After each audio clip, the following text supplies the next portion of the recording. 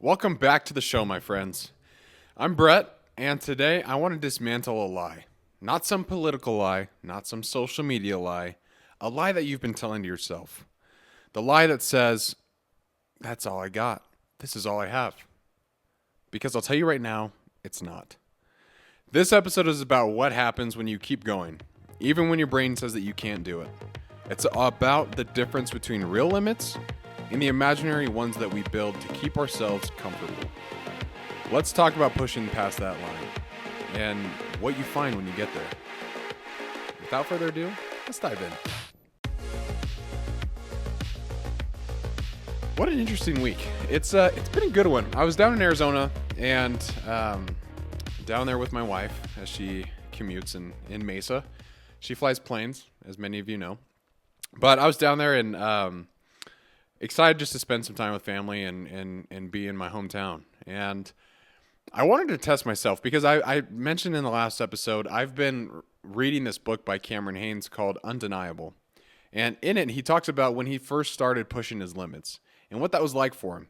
When he pushed his limits once, it opened a door to an entirely new experience that he didn't think that he was capable of. To sum it up very quickly, this guy started by dropping out of a 10K race, and now he runs 250-mile races, all to get him aimed and prepped for bow hunting. That's his real passion, is bow hunting. And it got me thinking about my own limitations and the stories that I tell myself about whether or not I can push past the discomfort, the uncertainty, the pain, to see if I can give more. See if I can push myself just a little bit further. And I had to sit down and have an honest conversation with me. And one example was on Wednesday. I talked to my brother earlier that week, and I was like, hey, my goal for this week is I want to see how much I can run outside and just start getting those reps back in. And on Wednesday, I went to the gym in the morning, and I did leg day, which is about 50 minutes of leg exercises, and then I ran 5 miles. So big exercise in the morning, right? But the entire day I was like, man, I wonder if I could just go run outside after work. Like, I wonder if I can get a few more miles in. And I was a little bit nervous to do it, but I was like, you know what? I got to try. I got to at least test my limits. And so sure enough, when I got back from work, I laced up my shoes and I ran outside, just a quick 3-mile run. But at the end of the day, I was like, you know what? That wasn't as bad as I thought. It did take time. I will say that. It was, an extra 20 minutes, I think is how long the run took me. But, and then you have to shower. It just takes time out of your day to go that hard. And the thing is I wanted to push myself. I wanted to see what my limits were. And that takes taking a chance on yourself and being a little bit uncomfortable in the beginning. Because I'm learning what it truly means to push my limits. And spoiler alert, it's a little bit more than I thought it was. And I'm not talking about in any kind of like fake Instagram caption kind of way, like, oh, you got this, you can do this, you can push past this, but in the real raw way of like, hey, I still wake up sore and I'm still going to go do the thing. That kind of way. And I realize this is that your mind doesn't put limits on you because you're weak. That's one thing I want to make very clear, is that your mind is not trying to put these limitations on you to keep you in a safe spot. That's not what it's trying to do. It does this because it thinks it's protecting you. And your brain is running on software that has been around for about 200,000 years. And it was designed to keep you alive and not necessarily to thrive, right? And you might be feeling like, oh yeah, I'm doing what I'm comfortable with. And like my life is great. Like I don't really have any challenges or anything like that. But what I'm trying to tell you today is that if you question that, if you ask yourself, can I give it a little bit more? And you can take this principle and you can apply it to fitness, you can apply it to your job, your family relationships, your own personal hobbies, whatever you want to aspire to be, ask yourself if you're pushing your own limitations.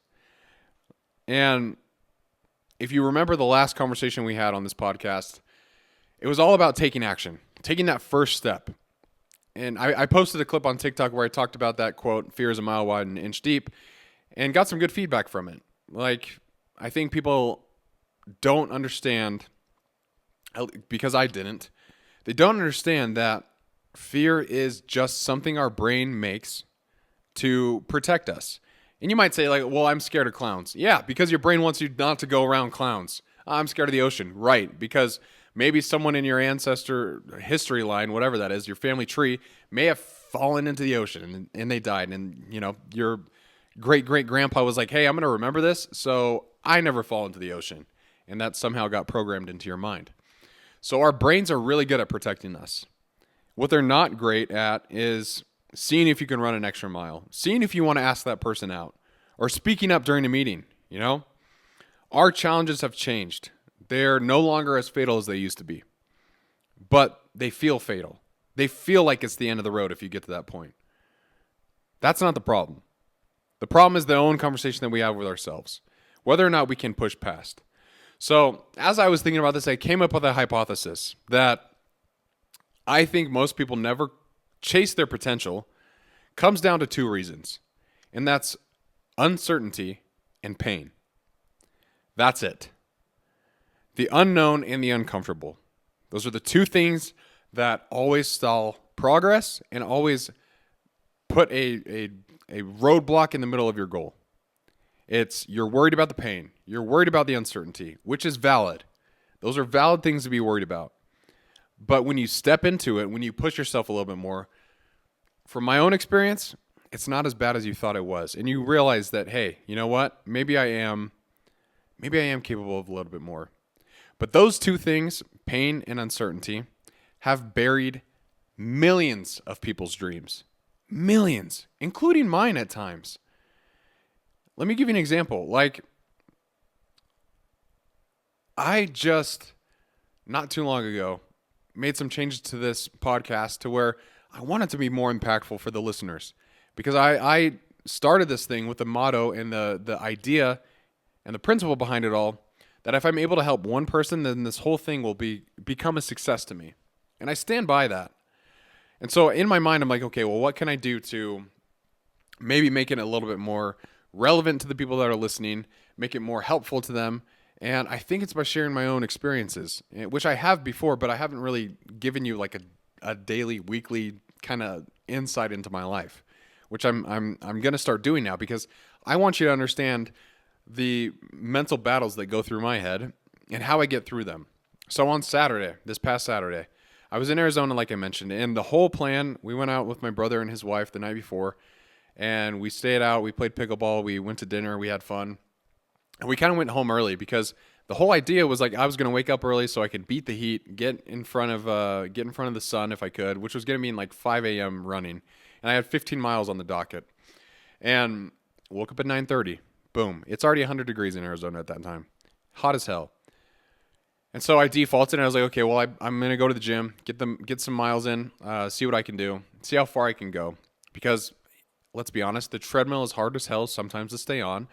And you just fall into these cycles of, man, this is boring. And then you start talking yourself out of things. You're like, oh man, that pain in my knee is really bad. And then you just stop and not really testing your limitations. And so I recognize that. I got 11 miles in on the treadmill on Saturday. But the whole day it was nagging at me. I was like, I told everyone I was going to run outside. I told my brother, I told myself, I told my wife. They all think I'm going to be running outside, but I ran on the treadmill, and I didn't even get all my miles in. I got 11 out of the 15 I was supposed to do. And so we get back from going out to dinner with my brother-in-law and his girlfriend, and I just decided, I was like, okay, I'm going to go run 4 miles. My body, mind you, at this point was very tired. And like I laid on the bed when we got home and I was like, this feels good. I am comfortable. I want to take a nap. I want to go to bed right now. This feels nice. But I pushed past that. I didn't listen to that voice. Because how many times have I said on this podcast that you shouldn't be listening to the comfort voice? It's good at times, but when you have goals, when you have things that you want to accomplish, it's not going to be helpful in many of those situations. And so I fought that point, and I decided to just go run 4 miles in the desert, in the dark. And the point is I thought I was done. I ran 11 miles, and by everyone else's perspective, that could be a great day. And for me, I mean, running 11 miles is a big deal. It's a hard thing to do, but I wasn't done. and that wasn't my limit, and I wanted to prove to myself that that was true. So little things like that, like when you think you're done, when you think you've given it your all, maybe take a step back and say, is there more I can do here? And whether it's a project at work, whether it's spending time with your spouse, it doesn't matter. Are you giving it your all? Are you trying to push boundaries? Because if you're not, I don't think you're going to grow. But if you do decide to take some chances on yourself and decide to work a little bit harder, decide to grit your teeth and just get it done, whatever has to be done, and you just stay in the game, you stay in the fight, you will open up doors that you never thought were possible. I know that will happen because it's happened to me. And one thing that helps me get through trying to push my limits is I think about the Stoic principle and practice of the premeditation of evils, which I freaking love that name. That's such a good name. It sounds really intimidating, but really all it is that the Stoics would imagine every single hardship, every single challenge that could come into their way so that they could prepare their minds for it if it did ever come up. Why? Why would they do that? Because once you anticipate pain, it stops controlling you. When you say, I know this is not going to be easy, this is going to be something that's going to take a lot of effort on my part, but I'm willing to stay in it, I'm willing to try, then it doesn't control you at this point. And that quote, fear is a mile wide, but an inch deep, comes to life. And you begin to see that in daily actions. Marcus Aurelius wrote this. He said, if you are distressed by anything external, the pain is not due to the thing itself, but to your estimate of it. And this you have the power to revoke at any moment. I want to reread that because I didn't do a great job. If you are distressed by anything external, the pain is not due to the thing itself, but to your estimate of it. And this you have the power to revoke at any moment. What is he saying there? Some of these guys, they write really, really, really deep. And sometimes it's hard to understand. But to break it down, really what he's saying is, if something is bothering you, it's not because of that thing. It's because of the stories that you're telling yourself about it. And you have the power, because you have agency, to be able to say, no, hey, listen, we're thinking about something else. Or if it is bothering you, say, okay, what's the worst that can happen? You take my running example. Be like, okay, I'm going to go try and run 4 miles in the desert right now. And in my head, I was like, oh, well, if my body starts hurting, I only get a mile in, I can live with that, right? And so just trying to come up with all the worst case scenarios, as weird as it might sound, helps you battle them when they actually happen.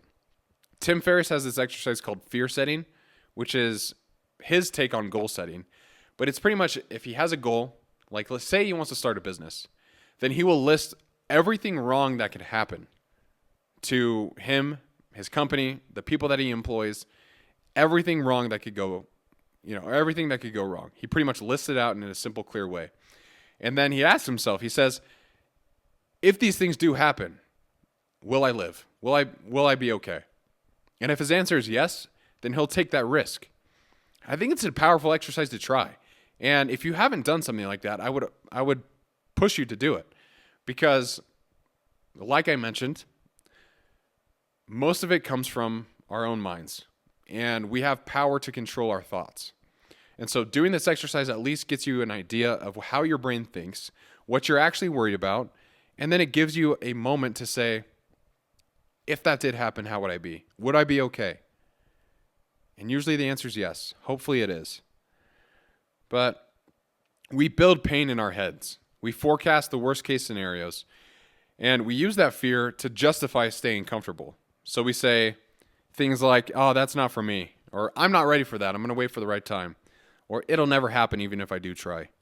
Maybe those things are true. But maybe that goal that you have, maybe it would happen if you did try. If you pushed yourself just a little harder. If you stopped waiting for a sign and instead actually became the sign, right? You're the one that makes these choices. You decide whether or not you have the endurance, the resilience, and the fight in you to keep after these goals, to get after these goals. It all comes from you. Getting after it is a choice. We talked about that. Allie and I talked about that not too long ago. But it is a choice that you have to make daily. And as someone who lives the getting after a lifestyle, you have to put those thoughts aside. You have to put those fears out the window. Because if I didn't, this podcast wouldn't be a thing. If I didn't, I wouldn't be running because there's a lot of fear that goes into that. Oh man, I got 10 miles in the mountains? Really? That's going to hurt. My body's going to hurt so bad. What if I don't have enough water? What if I don't have enough fuel? What if a mountain lion comes out and attacks me? You see, you can talk yourself out of all these scenarios. You can build up the worst case scenario in your head so your brain's ready for it. But that won't do anything unless you take action.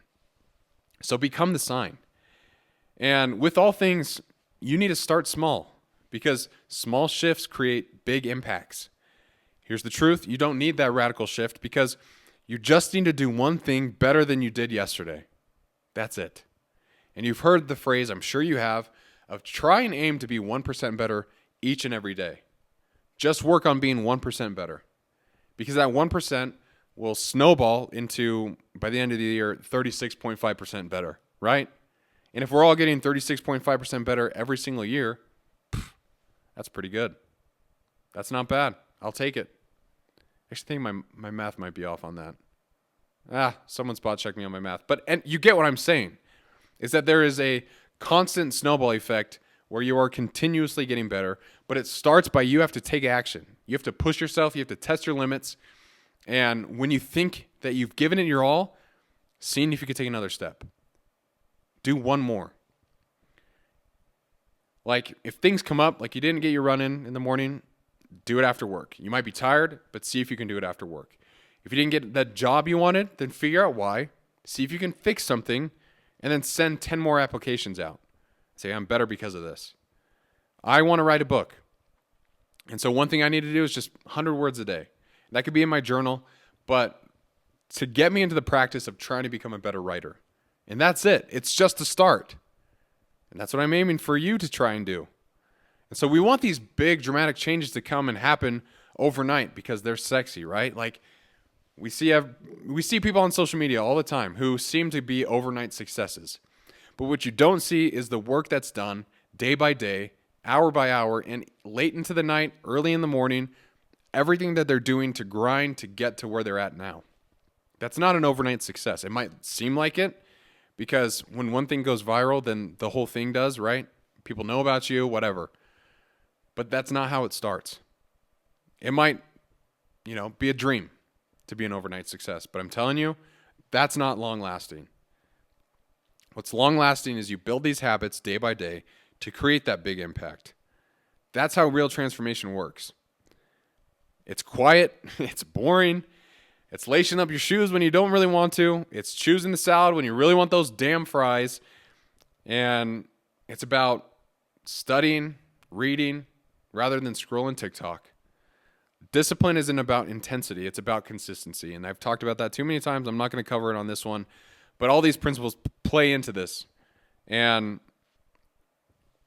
I just think, we are all capable of doing great things. But a lot of that means we're going to have to step into pain. We're going to have to step into uncertainty and be willing to see where that road takes us. So think about it. What's the worst that can happen? And if you're okay with whatever the worst case scenario is that you've come up with in your brain, take that first step. There's not a perfect time. The perfect time is yesterday. So start now. Now, who are some real life examples that we can look at this? And I've talked about David Goggins. I've talked about Cameron Haynes. But I want to talk about my brother Drew a little bit. Because Drew, we were laughing at this when we went out to dinner with him and his wife on Friday. We were talking about my wedding photos. And in the wedding photos, Drew is about 250 pounds, maybe 260. He might be on 260 pounds. He was a beefy boy. And he had long hair that was down to his shoulders. Pretty much we told him he wasn't looking great at the time, which, Drew, you might get mad at me. I'll put a picture up of him right here. He might get mad at me for this, but if you're watching this, now's a good time to watch. Okay, it's gone. Anyways, I'm so proud of that dude because he is a living example of what discipline, consistency, and stepping into that fear looks like. he was kind of a bigger guy for a few years. And he always talked about how he wanted to lose weight. He wanted to get in shape. He wanted to, you know, try and look better, right? As we all do. Let's be honest with ourselves. And it wasn't up until the November that I got married, so November 2023, when he's like, I'm going to start running. Brett, will you help me out? And he asked me for some help. And I gave him a very basic coaching plan. And got to be honest, didn't know if he would stick with it or not, because running is hard. It is a painful thing to do, especially when you're that much, when you're that heavy. Like, your joints are going to take a beating in the beginning. And Drew didn't care. He's like, I committed to this goal. I want to see if I can be a runner. And he pushed himself hard. He really did. Now, we were talking at dinner, and he's 203 pounds. He's built. He's got some good muscle on him. He looks a lot better. He actually kind of looks like my twin. And I'm not saying I'm a handsome man, but I'm just saying he looks better.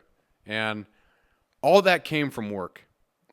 I can't tell you how many times Drew called me saying things like, man, I don't even know if this is working. Like, I don't know if I'm going to be a good runner.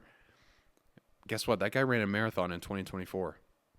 And he's lost so much weight. He's lost almost 60 pounds. It's amazing to see his progress. And it didn't start out big. Like I said in the beginning, it was not some overnight change. What it started with was with thought. And in that thought, I know he felt a lot of uncertainty. I know he knew there was going to be a lot of pain if he went after this goal. The pain of a sore body, the pain of hunger because he was going to have to eat less and eat better foods, and all these different things that would stack up into the big impact that he now is of a 203-pound man who is signed up for an ultramarathon that he's running with me in October. And in April of next year, we're going on a 50-mile run together. That's amazing. That is discipline embodied, and that is consistency every single day for a goal that he was initially afraid to go after. And it can happen to you too. I'm proud of that guy for what he's done, because he's a living example of the things that I talk about and getting after it and how they work. And now he's reading more, and he's taking more risks, and he's one of my heroes, honestly. Drew is one of my heroes. And it's because he's one of the hardest working people I've met. But he faced everything that we do too, that uncertainty and that pain. But he stepped into it, and he wasn't going to let him stop him. And he was always asking himself, is that my limit? You know what impresses me most about that story is that he got comfortable with being uncomfortable, which if you want to achieve anything in life, you're going to have to learn to do. Be uncomfortable. Embrace it. Make it your ally. Make it your friend. Because only then will these changes happen. And then everyone's going to say, dang, Johnny over there is an overnight success. When in reality, they didn't see the 2 years that you spent working hard as hell on it. So think about that for a moment. Think about how your life could change if you achieved the goals that you wanted to. Because you can. You just have to be willing to work hard enough to be disciplined and consistent and learn to adapt along the way. Adaptation is so important because as you get better, like with Drew, we'll bring him back into this. As he got better with running, the training was no longer hard for him. It became easy. And so we had to ramp up the training to get him uncomfortable again. And now he's achieving things that he never thought was possible. And so am I. So is Allie. So is everyone else that embodies this getting after it mindset. It all starts with a choice. And if you're willing to embrace it, if you're willing to step into it and fight the battle for who knows how long, the goals will come. The results will happen. I would say to go down this path, you need to build something that I would call a resilience formula. And here's how I would say you build resilience. It's not by avoiding pain. So if you think it was, you're very wrong. But it's by choosing to show up while you're still in it. By saying, yeah, I'm tired, I'm stressed, I'm doubting myself, and I'm still going. Seneca, another famous Stoic, says, difficulties strengthen the mind as labor does the body. Now, I talk about fitness a lot. Seneca here is talking about labor on the body. I talk about fitness because I believe that it bleeds into every aspect of life. When you're sitting under a bench press trying to push as hard as you can and you're struggling and you feel like you're going to die, then that moment will teach you that, like, hey, when things come up, you can push past it a little bit. You can push into the pain.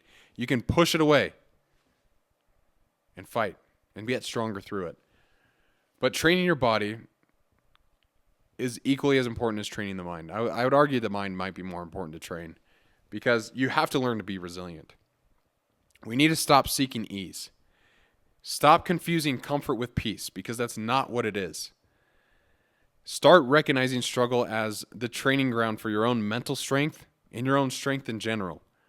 Because that voice in your head, when it's telling you to quit, use it as a signal. That's where the work begins. This is where you implement all the principles I've talked about. When you're telling yourself, I'm done, I want to stop. But don't do it. If the goal is that important to you, do not give up. That will lead to a life of regret.